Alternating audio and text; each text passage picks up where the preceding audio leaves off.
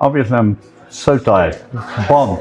2 days of high intensity, real people doing fantastic things, brave things, stupid things, really wild things. Building a mine, discovering a mine in Africa, not for the faint-hearted. So the energy levels in an auditorium like this is so high. I mean, it's a vibe. It really, the macro environment, mining is suddenly in, sexy. Everybody wants to do it. And that flows through to people talk about projects, they believe they're going to get money. I thought it was two phenomenal days, and I certainly have enjoyed every minute of it. I love numbers. Numbers my thing. No, in the end, of course the story, the narrative is so important. But the narrative, when you are busy with other people's money, has to be grounded in hard numbers, data. There's an ore body, there's a tonnage grade. And so I thought it was the perfect sort of flow from yesterday's big picture to today. I think we showcased 10 odd companies, real companies, 10 minutes, tell us about your company, some tough questions, and it all worked very well. In terms of projects, you can't sit here and not be excited about the prospectivity of Namibia. You ask me, I think our neighbors are going to put us to shame if they get things right. They also have geology and they've got systems that work.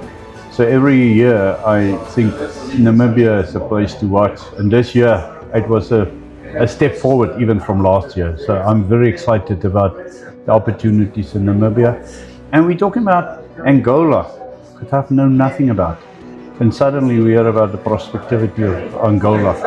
So our neighbors are at it, and I think it's time we catch up with South Africa.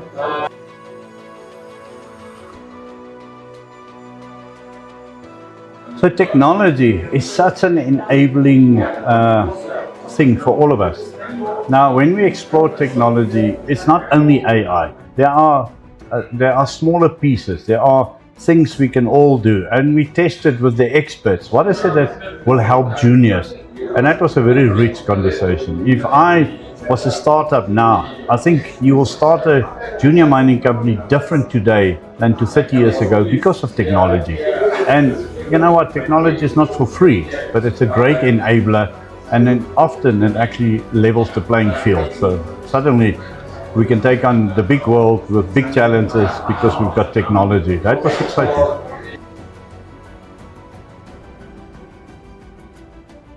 Oh my gosh, I could have been so much less rude to my poor victims. No,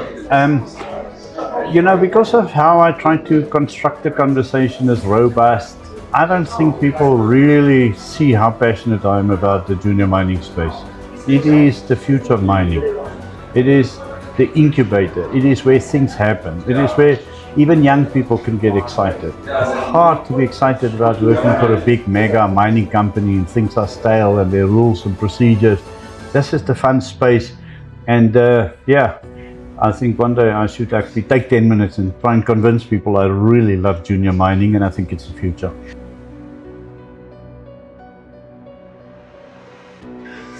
If the current momentum with the geopolitics, which we dealt with the mega trends in terms of electrification, critical minerals, if those trends continue to flow through, then a lot of money has to flow into mining.